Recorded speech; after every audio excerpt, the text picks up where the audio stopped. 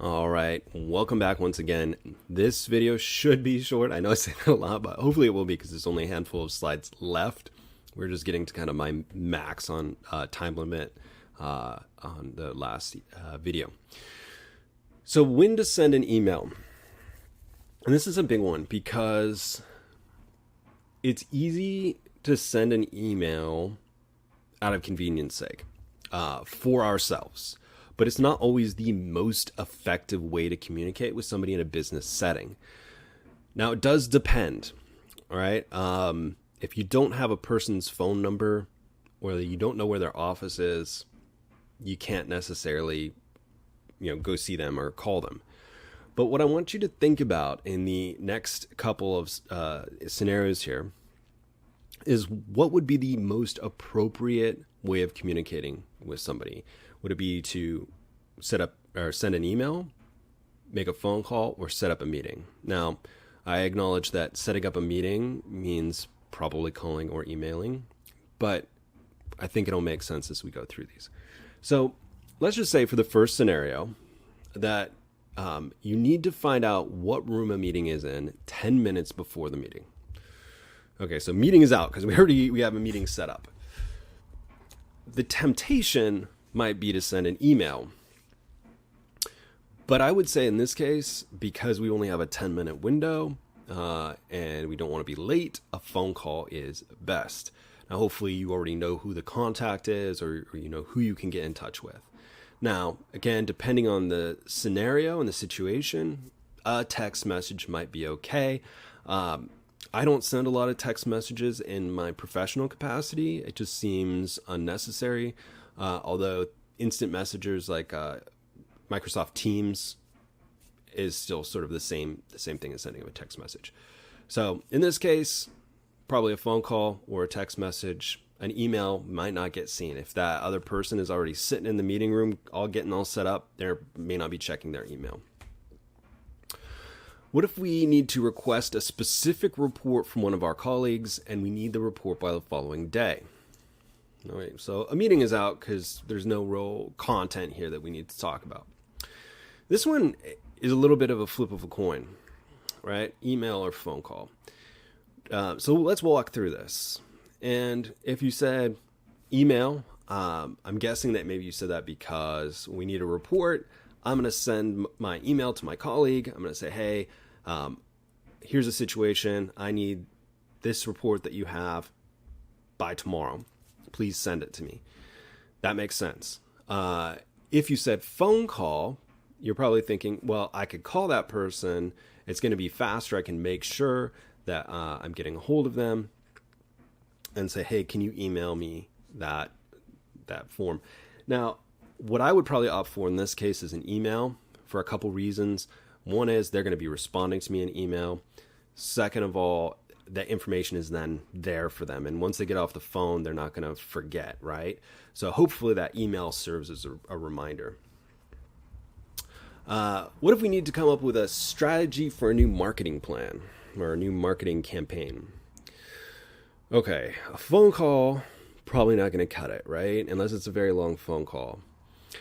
An email is going to get complicated too, right? Because I probably have multiple people, right? So in the previous video lecture, I talked about who to include on an email chain.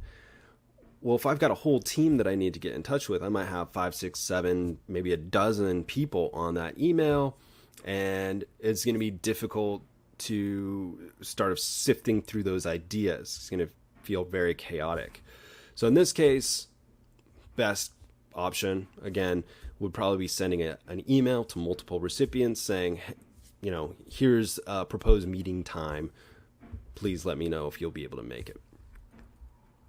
You need to know who is in charge of a specific project. Obviously not a meeting, email, phone call, flip of the coin. It'd be short as far as an email, be a short phone call. Totally, I think, up to you in this case. For my money, if it was I'm sitting in my office and the person I need to talk to is down the hall, I would just walk down the hall. And then the last one, you need to update your boss on the progress of a specific task. email, again, going to be the best way to go because it can be a little bit more formal.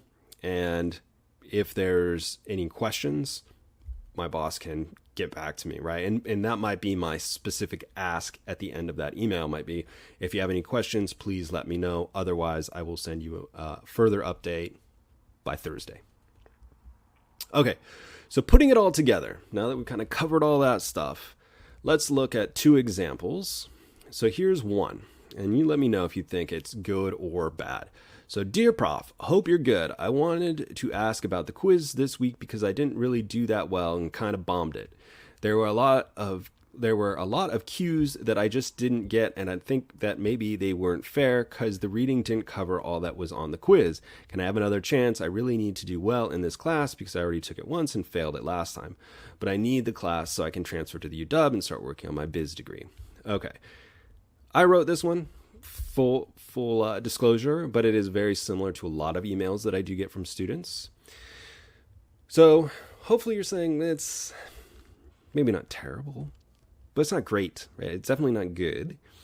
And if we were to go through it, formality, right? So we talked about tone and voice. So we have things like kind of bombed it, lots of cues, 'cause the reading.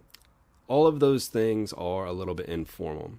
Second of all, I would say the tone, much as it kind of discusses in the reading, the tone is a little bit off here. The accusation that the questions weren't fair, while a valid question to raise, puts the blame on the professor, right, rather than taking ownership. And that's a whole broader discussion, but if I were emailing a professor, I probably wouldn't suggest that their quiz was unfair, even if I thought it was. I might take another tack. We also don't have much white space, and the ask, can I have another chance, is in the middle rather than at the end. So there you go. Now let's look at another one. So same student who's paused, thought about it, and rewritten it. Dear Professor Chowdhury, I've completed the recent reading on business emails. I'm still uncertain as to how to write an effective subject line. Would you mind helping me by answering the following questions? Can the subject line be longer than a sentence? Are bullet points and short paragraphs appropriate for emails? I'll be checking my email this weekend and await your reply. Regards, Mina. So this one's pretty good. We've got white space. It's short and sweet. Professor Chowdhury can quickly scan this. Hey, there are 2 questions here. They can respond by saying, thanks for your question. In regards to your first question, it could be blah, blah, blah, right? They can explain that.